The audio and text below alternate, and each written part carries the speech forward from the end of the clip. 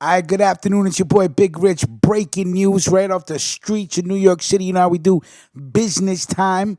I'm still messing with them Jolly Ranchers and Super Lemon. You know how we do. Keep it nice and tasty. You know what I'm saying? Throw some smoke in the air. Wipe your feet on the rugs. It's time to get down to business. Gambino mob boss Peter Gotti loses bid for compassionate release from prison. Written by Stephen Rex Brown from the Daily News. Elderly and ailing former Gambino crime boss Peter Gotti lost his effort Wednesday to be released early from prison because the frail gangster is still dangerous. I reject the notion that Gotti is no longer a threat to the community. The danger posed by a Gambino family leader like Gotti is not that he will personally engage in acts of violence, but that he can command others to do so, said Judge Colleen McMahon.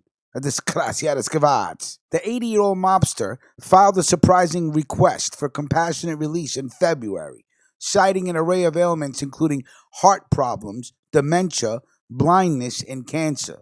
The government argued Gotti was receiving adequate treatment behind bars at a federal prison in North Carolina and that he was exaggerating his supposed terminal diagnosis. I only want to be home with my family and tell anyone who will listen that I am a changed man and there is no benefit to unlawful activities. Gotti wrote in a letter to the court, I truly regret my choices that hurt so many, and in the little time I have left on this earth, would hope to be able to share some of my newfound wisdom to help others not make the same kind of mistakes that I have made. Gotti took over the Gambino crime family from his brother John Gotti in 1999. He spent $70,000 on unsuccessful efforts to find Salvatore Sammy the Bull Gravano, the mob rat who put John Gotti behind bars.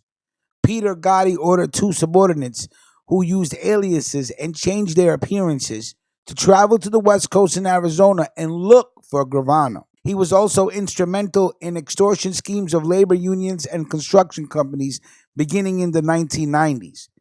Peter Gotti was sentenced to 25 years in prison in 2003 and is currently scheduled for release from prison in 2032. McMahon did not dispute that Gotti is sick, but she wrote that his crimes were so serious that he had to remain locked up. Gotti headed one of the most vicious and violent organized crime organizations in New York for a period of years. During that time, the Gambino family earned millions of dollars from extorting the construction industry, and Gotti personally ordered the death of a government cooperator, Gravano. McMahon wrote, I do not believe, and this is quote, I do not believe that Peter Gotti's sentence should be reduced, notwithstanding his compromised medical condition.